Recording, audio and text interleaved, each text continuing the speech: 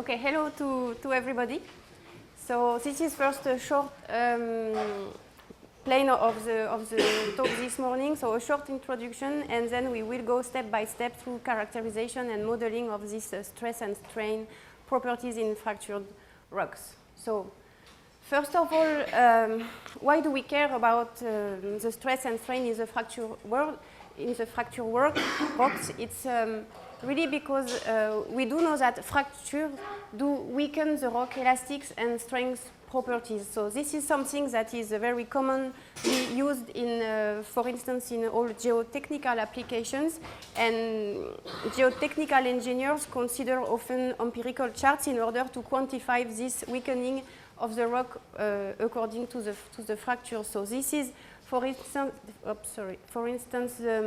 very well-known GSI, so Geological Strength Index, which defines a very rough representation of the fracture network as a function here. So you have this diagram here where you quantified first up to which extent the rock is fractured. So it is a very basic characterizations, going from a rock mass with not so many fractures, which is called blocky, and if you have more and more and more fractures, then it goes down to very blocky and some kind of disintegrated rock. On this other axis here, you have the rock, the fracture surface quality, and you start from very good quality, so very rough fractures with very high stiffnesses and so on, and you go to lower and lower quality. At the end, when the fractures are very poor, it means that there is, for instance, some clay material in the fracture plane, so the fracture is very easily slipping. So here we define a GSI index starting from 100 here. If there is no fractures and at all in the system, it's equal to 100, and it decreases like this when the blockiness is increasing and when the rock quality is decreasing. So this is a result of field measurements where you have the evolution of the effective rock mass modulus as a function of the GSI, and you see that by decreasing the GSI, one observes always a decrease of the rock mass equivalent elastic properties. But this description is very rude, and we have no quantitative idea on how this decrease is really related to the detail of the fracture system behind. This is also, this is important for a lot of geotechnical and geomechanical applications.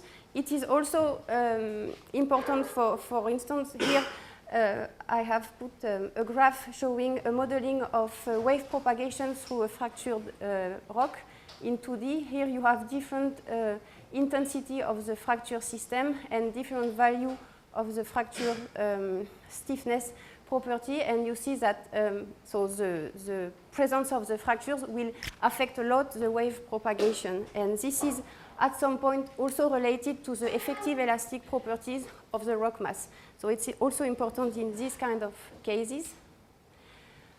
This is another example where we have a first attempt to model, in fact, water injection experiment in a fault. So in this case, so water was injected in a fault at depth, inducing opening of the fractures and also inducing microseismic events. And when we try to model this in order to understand the hydromechanical process behind this water injection and consecutive seismicity, very often in the modeling, in fact, we only consider the big main faults into which the water injection is made, but we know that there are fractures all around in the rock mass, and this has to be taken into account in order to get a proper estimation of the effective elastic properties. If you do not get the right estimate of the effective elastic property, you will end up in the modeling in very different evolution of the opening or displacement occurring during the water injection. So also for these kind of cases, it's very important to get the right idea of the effective elastic properties. Another aspect is is that it's not only that the fractures will affect the effective elastic properties, but also the stress field itself will change the properties of the fractures, being either the mechanical properties of the fractures, but also the transmissivity of the fractures. So here you have also estimates of the evolution of fracture transmittivity as a function of the normal effective stress. And also here, evolution of the normal stress in one fracture and as function of the fracture aperture, or the aperture as function of the normal stress applied on the fractures. So we have really coupled effects between the mechanical effects, the hydro effect, and all the hydromechanical coupling. So really what we are looking at for this morning is how the rock mechanical strength and mostly elastic properties are weakened by the fractures, and also how stress and deformation fields are heterogeneous in the rock mass due to the presence of the fractures. And these two questions are underlying for many numerous applications dealing with engineering, geotechnical applications, investigation of topics about water involving some hydromechanical coupling with water injection and so on. So I will start by a very short introduction to discrete fracture network modeling, but this is something that will be also explained with more detail by Philippe Davy later this morning. So I will just give a short introduction to the fractures. So what is important to keep in mind when modeling fracture in the rocks is that the fracture system is multi-scale. So this is illustrated here where you have a log-log diagram where we plot the evolution of the fracture size density distribution normalized by the area of the system as function of the fracture trace size. This is a 2D analysis. It means that, so you have this scaling evolution. Each point in this log-log plot corresponds to how many fractures I have of a given size, and we see so the evolution like this. So it means that if you go to the field working on an outcrop, for instance, which can look like this one, you count the number of fractures who have a given size, and you normalize by the surface onto which you have observed the fractures, and you put it in this kind of diagram. So at the outcrop scales, you have this evolution. If you do this later remotely at a larger and larger system or observation sizes, you also get this kind of information, and you kind of relate this different information by a power law. Really, the power law model is a way to, it's the best model, in fact, to reflect this multi-scale nature of the system. It's a very convenient model also because it's only defined by two parameters. One parameter that is the density term, which defines, in fact, the height of the curve here, and the other parameter is the scaling exponent, which we call A, and this scaling exponent defines the balance between the smallest and the largest fractures. So it defines really the scaling of the system. It's very convenient also because these two parameters are not dependent on the scale at which you are looking for the model. These two parameters are the same either here or here or here, and so on. For classical crystalline rocks, this scaling exponent A is most often for 3D DFN system equal to a value which is between 3 and 4. A quick question. Yeah. On the vertical axis, the minus D would be here. Yeah, D here is 2 because it's a 2D outcrop. So it's just to mention that it's the surface onto which we are observing the data. So that's different than A. Sorry? That's different than A here. Yes. Yeah, in this case, yeah, it's different. It's just the normalization.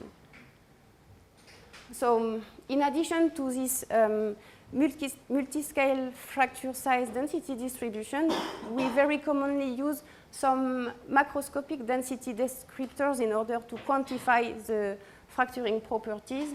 So among them, the most important one are P32, which is the total surface of fracture by unit of volume. P10 is also commonly used because it corresponds to the number of fractures intersect by unit of length when you do some core logging, and both these parameters can be related, as we will see.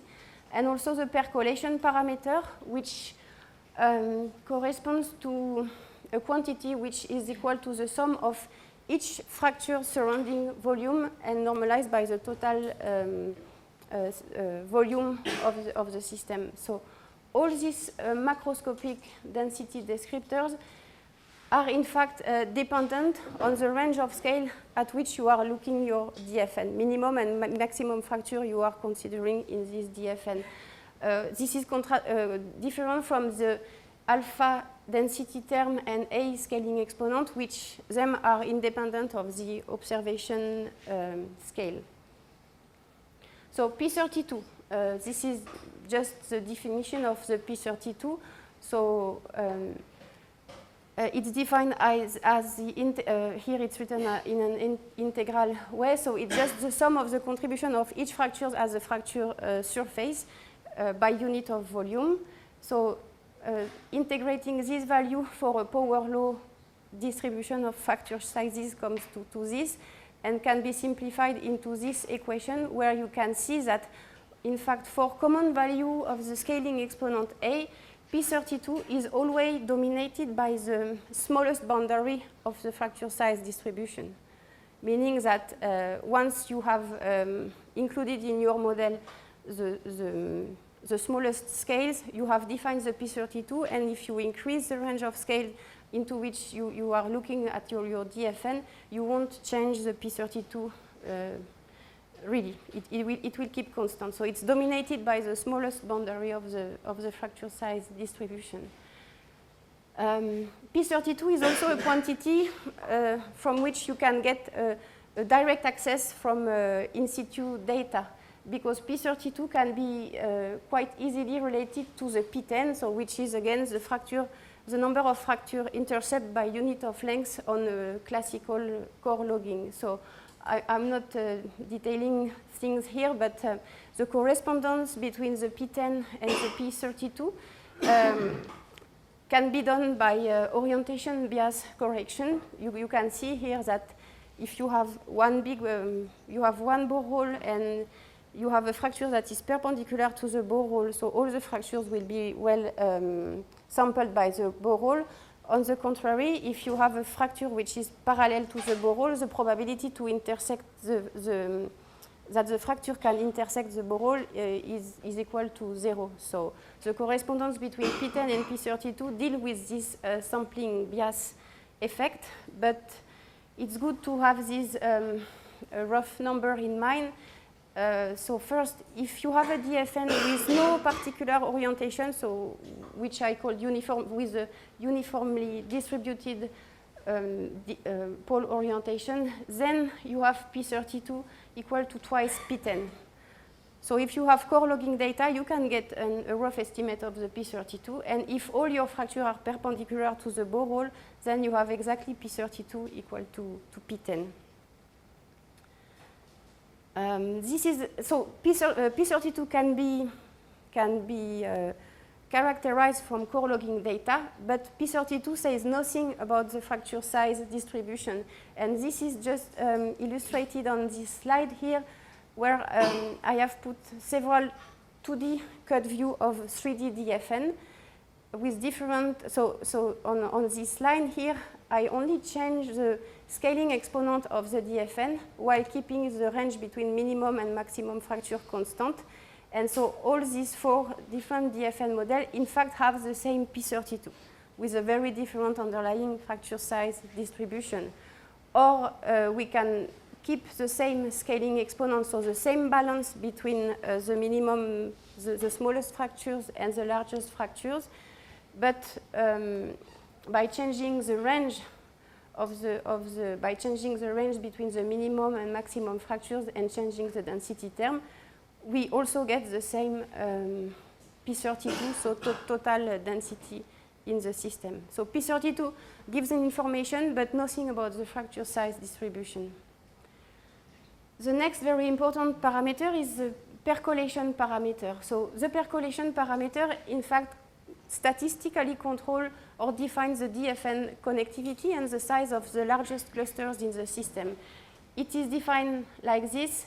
So it sums the contribution of all the fracture of the system as a fracture size to the power 3. So it corresponds to considering that each fracture will occupy a volume that is similar to its fracture radius. We sum all this small volume and normalize by the total volume into which the system is defined. This is the way we define the percolation parameter. And so this parameter will be also important for the effective elastic property analysis, but it's also something very important for flow modeling in fracture system because it controls the connectivity. And also the percolation, there is a percolation threshold below which, in fact, the DFN is on average not connected and above which it is always connected. So when the way the DFN is filling the space is reaching a certain threshold, it's always connected, whatever the underlying fracture size distribution. So the percolation parameter is very powerful, but it's difficult to quantify because you need to have a definition of the fracture size distribution in order to define this percolation parameter. It's also very important because it potentially induces some scaling effect in the fracture system. So here you have the power law size distribution classically found for crystalline rock for crystalline rocks, and here we plot the evolution of the percolation parameters corresponding to this fracture size distribution. We see that when we increase the system size at which we are looking at the DFN, we increase, in fact, the probability to get larger and larger fractures, and thus the percolation parameter will increase while increasing the observation scale of the system. So this potential scaling effect is also something that we find for mechanical effective properties determination. So overall, this is the kind of DFN we are looking at. The DFN is multi-scale. There is a priori no representative elementary volume in this kind of system. We have P32 that is most of the time dominated by the smallest range of fracture sizes, but the percolation parameter is more dominated by larger and larger fractures in the system. In addition to this, when we go to defining mechanical properties, the mechanical properties themselves can be dependent on the fracture sizes, so inducing more and more elements for the scaling effect. So really, in this kind of system, evaluating the extent of potential scale effect is critical. Yes? What kind of fracture distribution would you need in order to define an REV? But if you just have constant size fractures, then you can define an REV just if it's larger than the size of the fracture, so you increase it a little bit, and at some point you won't have any scale effect. But with a power law size distribution, you always get larger and larger fractures. So from the geometrical point of view, there is no easy definition of the REV.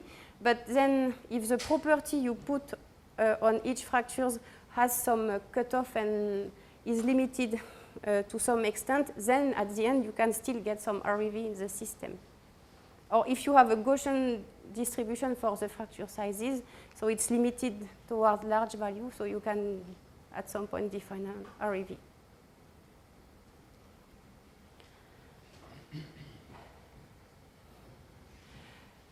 Yeah, and so with this kind of power law fracture size distribution, it's very difficult to determine the scaling effect and the REV and so on. And something that is very close to this question too is that when you do any application involving the description of the DFN, this is always a question that is, which fractures are critical for some application, and which fractures can be simplified and put into an equivalent homogeneous representation. So this is just schemed here, and there is no single answer to this question. It always depends on the application you are dealing with. So by determining these effective properties, we also aim at defining which fractures are critical, and from which fracture size we need to put a fracture deterministically into a modeling, and which fracture can be simply replaced by equivalent effective properties. So now I will just list very shortly the working assumptions we take for deriving these mechanical properties. So the DFN, basically it can be any shape, any set of disc-shaped planar fractures, and they can be multi-oriented, so it can be any distribution of fracture set, and of course they can be multi-scale with power law fracture size distribution. We consider in the following only elastic conditions, so no rock damage. We do not propagate the fractures, and we do not put any new fracture nucleation in the rock. The rock matrix into which the DFN is embedded is an isotropic elastic material defined by one Young's modulus and Poisson ratio. And the fracture mechanical modeling in the fracture plane is called the slip-Coulomb model, with potentially a cohesion, friction, normal, and shear stiffnesses.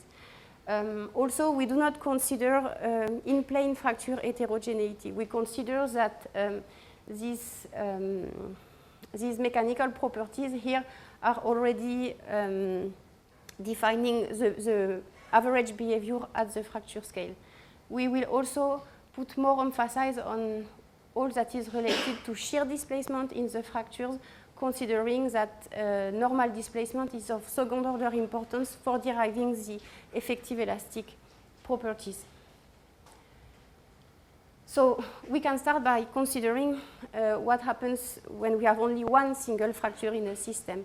So first, a recall of the slip-Coulomb model for an infinite fracture. So we consider one fracture loaded by any remote stress condition. So here it's symbolized as, for instance, having the main stress in one direction and the minimum stress in another direction.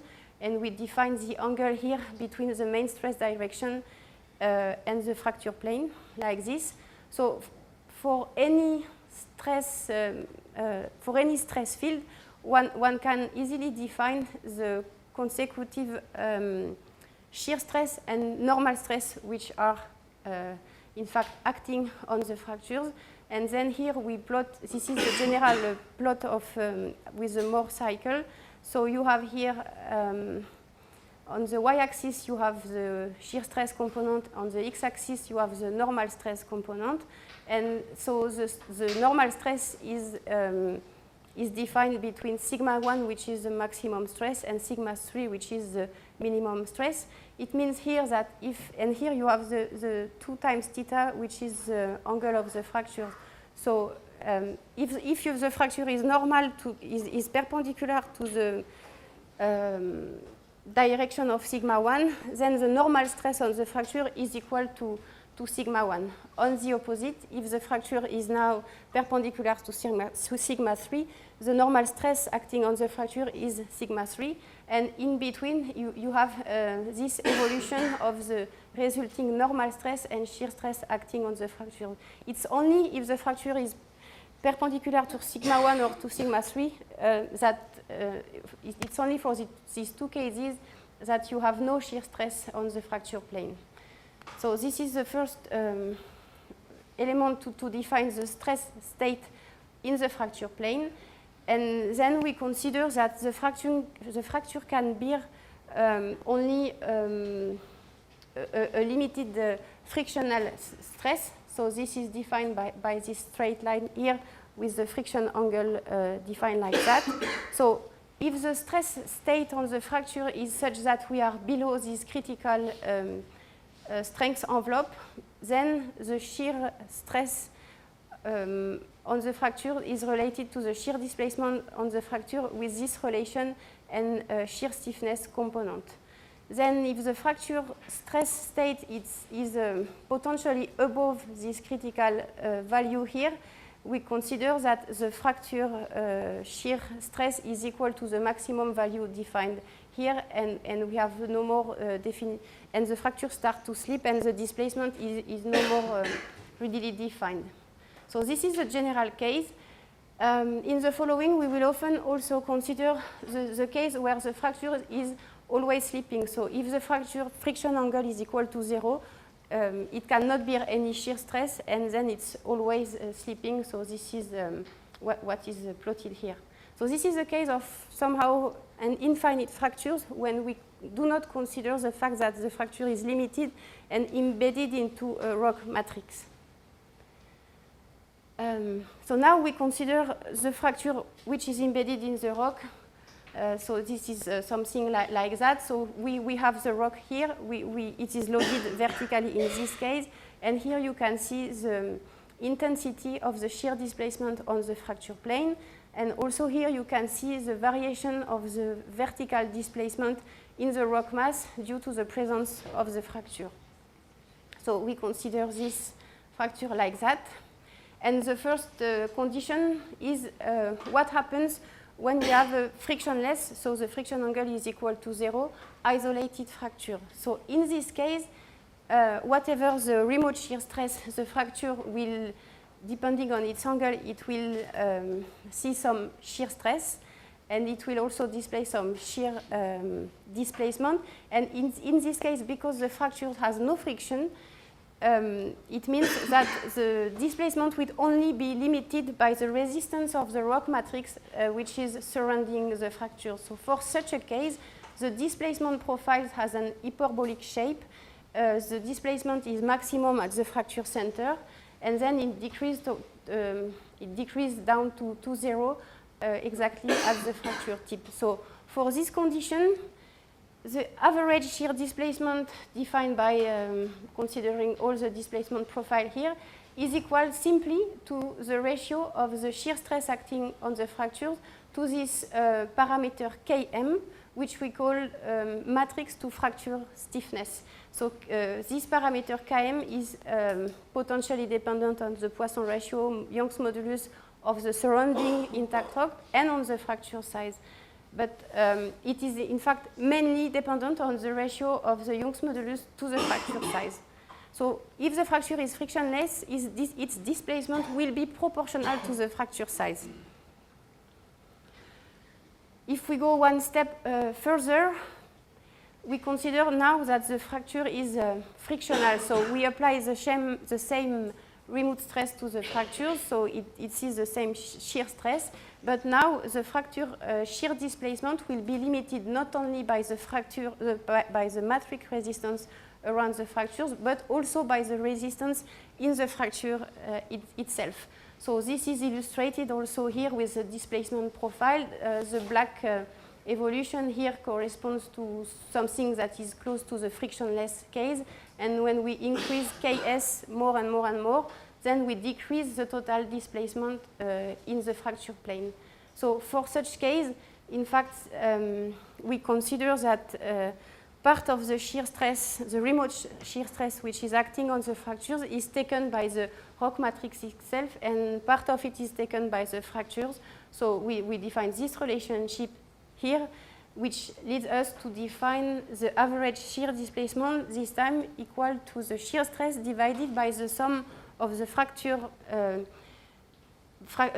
matrix to fracture equivalent stiffness plus the fracture shear stiffness. And so taking these relationships allows us to really model the detailed displacement profile, and we get the right also definition of the average displacement. And still we have Km proportional as the ratio of the Young's modulus to the fracture size. So this is one more illustration. We just look at the extent of the stress perturbation around the fractures, considering first the case, or we call it Ks equal to 0, but it's equivalent to the case with the friction angle equal to 0. So in this case, it's only the rock matrix which limits the displacement in the fracture plane. So we have the maximum perturbation in the system, and then we increase the relative weight of Km versus Km, and you can see that the stress perturbation is decreasing when increasing this ratio here. Okay, so in order to define boundary to this, we consider what we call the stiffness size, and it's simply equal to the ratio of the Young's modulus to the fracture shear stiffness. So by defining this, we can easily define two distinct regimes like this. Now, if a fracture size is much larger than this typical stiffness size, then the final shear displacement is only dependent on this ratio here, so we don't care about the fracture size. But if the fracture size is much lower than this threshold limit, then we come to a case where the fracture shear displacement is proportional to the fracture size. So in this case, we have to care about the fracture size. And in general, we have to care about the fracture size distribution just to know, just to know if we are in this regime or in this other regime. So this is another general view of the different behavior we have at the fracture scale. So here we put the shear stress again as function of the fracture displacement, and we have, so the regime we have just described is what we call the shear regime, because we are below the frictional strength of the fracture. So in this case, here we define the evolution of the correspondence between the remote shear stress and the fracture displacement, with the dependence here inversely dependent on the sum of Ks plus Km. For a case where Km will be completely negligible, then we will end up into this classical representation of the fracture mechanical behavior. And if we go above the critical friction regime, then we end up into a new regime, which is defined by this value here. So now the fracture shear displacement is again inversely proportional to Km, so proportional to the fracture size. So this case is a case of critically stressed fractures, or we also call it sleeping regime. And we won't go further for this regime for today. We will stick to that regime where fractures are not really critically stressed. In any case, the difference between the red curve here and the blue curve here, really is related to the value of the relative value of the fracture size with regard to this fracture typical shear size. So if the fracture is much larger than this size, we end up into this regime here, where the rock matrix properties and the fracture size is not significantly affecting the evolution. And at the inverse, if the fracture size is decreasing, then we have a very important difference between these two regimes. This is another representation of the same ID. So here we have put it as evolution of the shear stress as function of the normal stress. We consider a remote shear stress condition with sigma 3 here equal to 5, up to here is sigma 2 and sigma 1 close to 25. So this is the stress condition acting on a rock mass, and then the condition for each fracture will depend on its own size. So if the fractures are much larger than this typical size here, we will have the classical friction envelope here.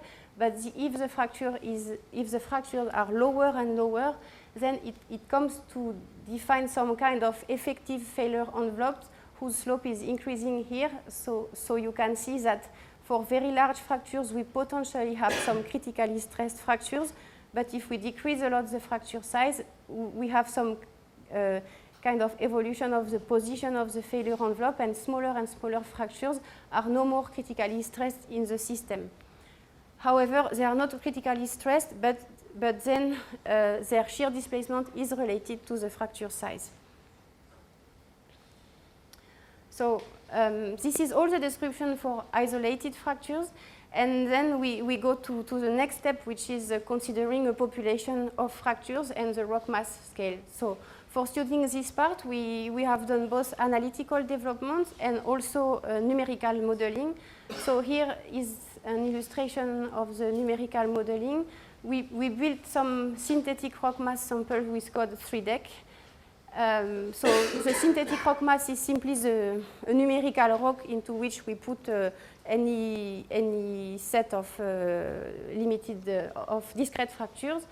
We load these synthetic rock masses with whatever stress condition and measure the resulting stress. So with both these elements, we can derive equivalent elastic components of the synthetic rock mass like this.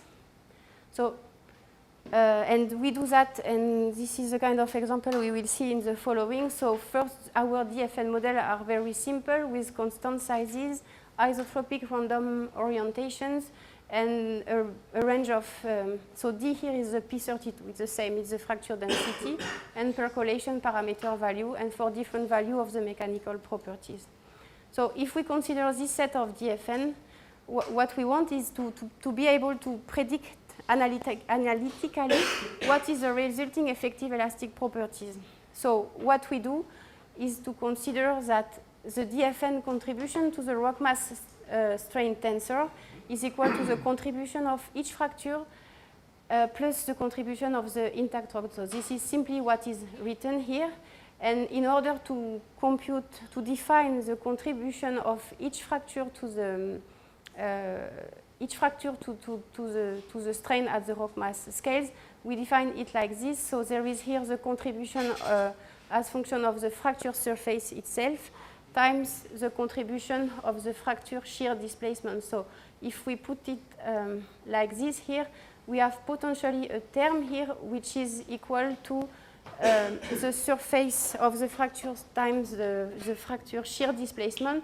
So if we are in a regime where the displacement is proportional to the fracture size, the contribution to the strain of each fracture will be proportional to the fracture size to the power 3. So we come to something that looks like the percolation parameter we have defined before.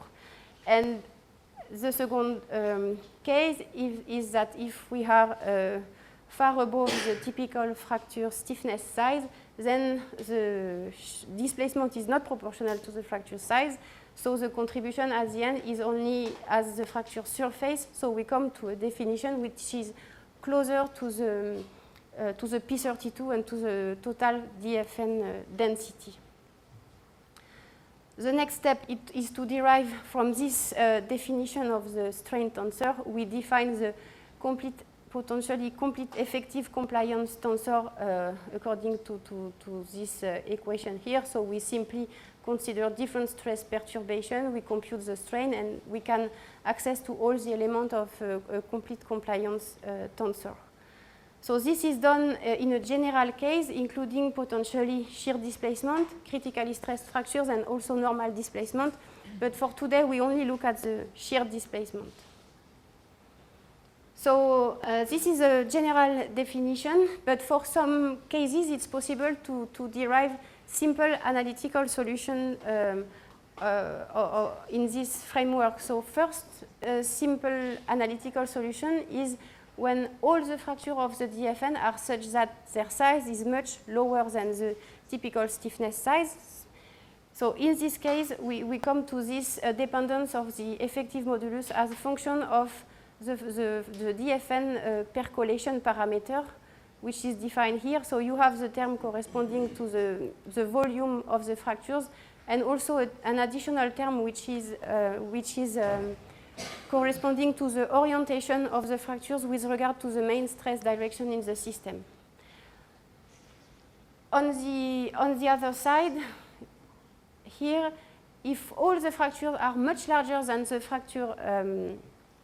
fracture stiffness size, then we come to this evolution with the dependence in the P32. But I guess I forgot to mention here that for this case, in fact, because of this dependency here, we get a potential strong scale effect in the over the Young's modulus just because the percolation parameter will also exhibit a scale effect in case of a power law fracture size distribution. And we do not expect any size effect for this second case here. So, so we compare this analytical solution to the numerical simulation. Here is a case where we decide to maximize the shear displacement in the fracture, so it's the case equivalent to having no friction in the system. And here we put the result built from a lot of DFN having different percolation parameters. So we can validate the fact that the percolation parameter is really controlling the evolution of the effective Young's modulus. But in fact, if we compare our first analytical solution with a numerical simulation, we note that the numerical simulations are below the analytical solution. So we need to check, in fact, more carefully why, in fact, at small value of the percolation parameter, the prediction is fine. But if we increase the percolation parameter too much, we increase the discrepancy between the numerical simulation and the prediction. So we look in detail on the interactions that can, and stress fluctuation which can which are in fact in the rock mass. So our analytical development was based on this relation. The shear displacement is equal to the ratio of the shear stress divided by the sum of the shear stiffness and the equivalent fracture to matrix stiffness. And so what we do is that we take a set of different DFN and we look at the stress which is really applying on the fractures when the fracture is in one DFN, because this relation is perfectly fine if the fracture is isolated, but if you put fracture in one fracture in a DFN and remote conditions, you can imagine that the surrounding fractures will disturb potentially both the stress field and also maybe the equivalent rock matrix stiffness. So this is what we do. And here we have plotted the evolution of the measured shear stress as a function normalized by the remote shear stress. And we plot this evolution of the function of the percolation parameter in the system. So what we see is that when increasing the percolation parameter a lot, we end up at the end to some discrepancy between some variation between the remote stress and the stress which is effectively acting on the fractures. So the discrepancy is maximum equal to 15% or so. So this is also consistent somehow with the fact that when we put the perturbation of one fracture in a system induces some stress concentration at the fracture tip and some shadowing effect on the fractures. So the general decrease of the shear stress is maybe due to the domination of the shadowing effect versus the increase of stress around the fracture tips. Now, secondly, we look at the evolution of the measured shear displacement normalized by the expected theoretical shear displacement and still as a function of the fracture percolation parameter. So you can see here, if the fracture is completely isolated in the rock, then there is no particular perturbation and the shear displacement is defined as we've shown before. But if there are many fractures around these fractures, including some intersection with the fractures, so we have this kind of perturbation. And on average, we see that the fracture interactions, so which are illustrated here, tend to increase the average shear displacement on the fractures, and the increase is quite intense. This is also consistent with the fact that if we put some fracture in a rock, then we will somehow soften the rock matrix and get larger and larger displacement. So finally, we back calculate the equivalent matrix stiffness, which is seen by each fracture coming defined in the DFN. So its evolution is plotted here, again as a function of the percolation parameter. So you can see that for low value of the percolation parameter, the DFN are equivalent as set of fractures which can be seen as the isolated fracture in the system. So the equivalent matrix stiffness seen by each fracture is really equal to the intact rock stiffness. Okay. And then when you increase the percolation parameter, then you observe the decrease of this fracture equivalent matrix stiffness here. So yeah, so this is what is written here. So what we do, in fact, is that we incorporate this aspect in the analytical development, and the way we do it is that we consider that the contribution of any additional fracture in the DFN is calculated from the effective elastic properties of what we call the damage system. It's not really a damage as a fracture propagation, but it's the rock with some fractures already embedded into it. So this is simply expressed like this here, and when we consider this aspect in the prediction, we end up with this definition of the evolution of the Young's modulus as a function of the percolation parameter in the system. And this leads us, in fact, to a very better prediction when compared to what we had before. Okay. So we have done much more simulation, including also different value of the mechanical parameter for the fractures. And what we get at the end is in fact that we have a very good correspondence between the numerical simulation here and the effective theory here, up to value of the equivalent Young's modulus, which can be decreased by almost 60% when compared to the initial value. So for a very broad range of fracture density and mechanical properties, this effective theory gives us very good prediction on the rock mass scale equivalent properties. So yes, this is a summary of what we get at the end, depending on what is dominating the fracture DFN. So fracture much lower, that here it should be LS instead of LM. We get this exponential decrease with potential scale effect, and on the other case, here we have no scale effect. Oops. So yeah, I have 2 minutes or 3 minutes, so it's okay. So the last part is an application of all this methodology for a realistic DFN. So the DFN is a DFN that is defined at the SKB Forsmark site in Sweden at a few hundred meters in depth. This DFN is quite complex. It has several fracture sets. It has a double power law fracture size distribution defined at least from a borehole scale, so about 10 centimeters up to tenths of meter and even hundreds of meters. So we have here a definition of a DFN. We have also mechanical properties, so in situ stress conditions where we consider that we have on average no critically stressed fractures, some intact rock properties, and also fracture mechanical properties, which are themselves correlated to the stress acting on the fracture. So we have all these conditions to define the DFN and its mechanical property at the fracture scale.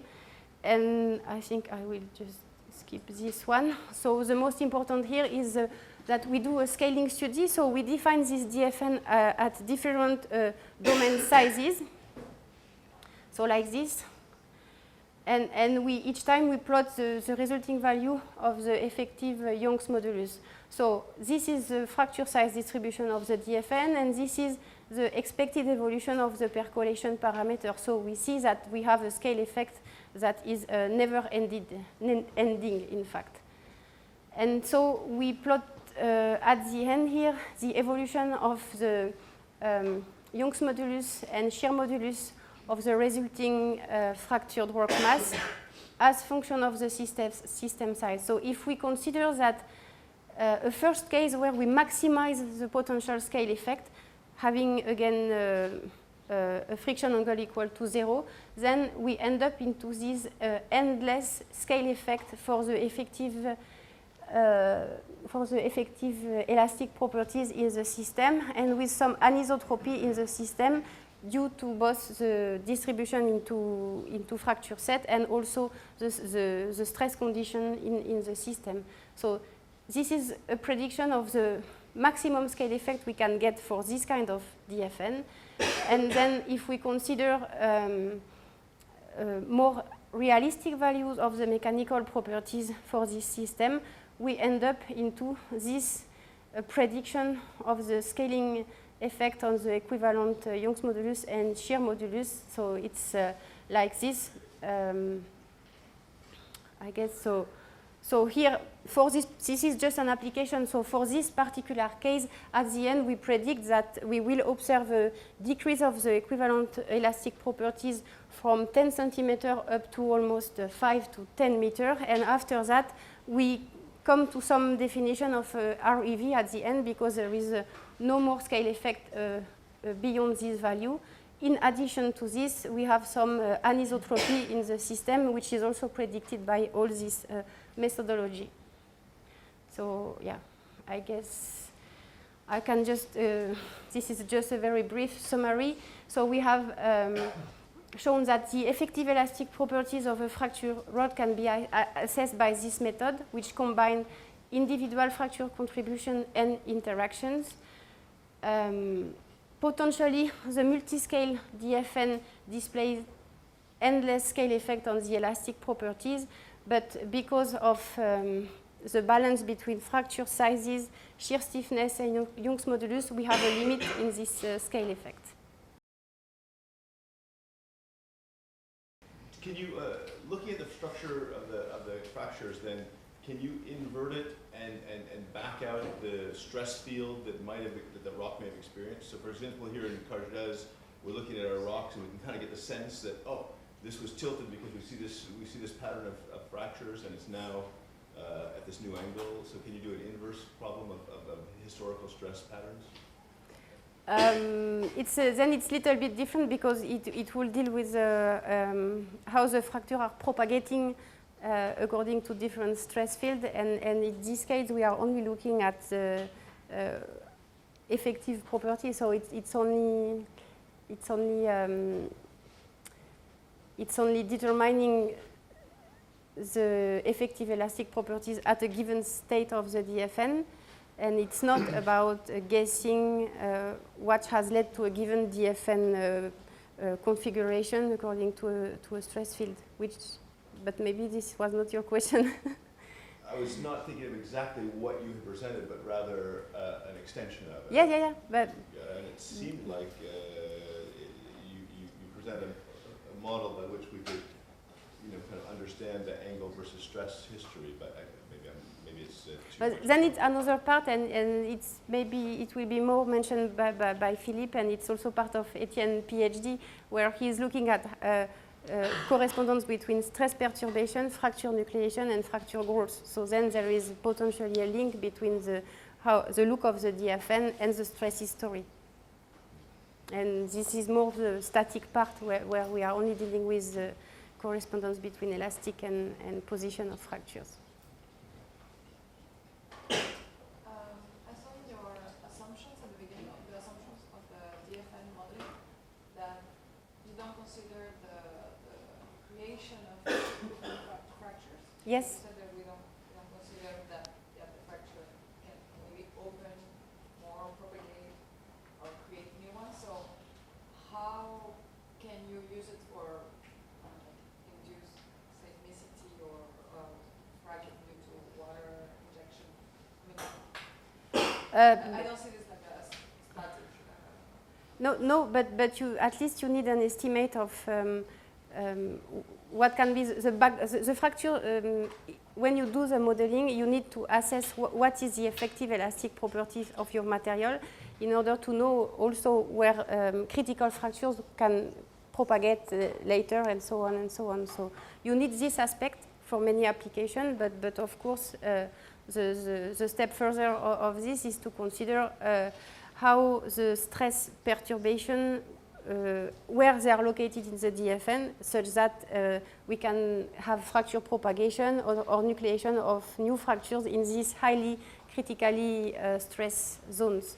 But yes, in this case, it's elastic assumption, so we do not allow the system to propagate at all. But still, the stress fluctuation analysis tells us where we would get new fractures if we would allow the system to break and so model more fracture stimulation and so on. Yes. For the effective mechanical properties of the system, could you assume that the fractures are filled with something? For instance, they're saturated with water or they have air. Do you take that into account? Do you take them into account? The fact that if there is water in the fracture, so you will decrease the effective stress in the fracture.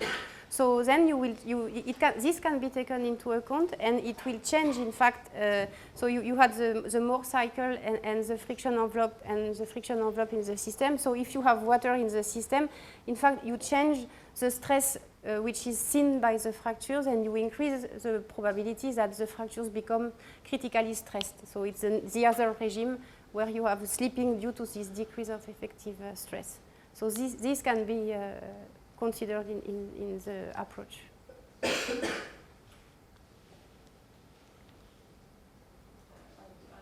another question actually. Why the fractures are disc shaped is like easier to write mathematically? It's easier mathematically, and it's very difficult to know what is the shape of the fracture. So it could be not exactly circular, but we consider that they are more with an isotropic extent, so close to a circular shape, rather than being completely anisotropic with a significant aspect ratio. So maybe not all the fractures are like this, but we have no, at least in the crystalline rocks, it makes sense to consider that the aspect ratio can be neglected somehow. And then the disc shape is easier to deal with, but it could be a polygonal shape or something a little bit different. This does not change the result.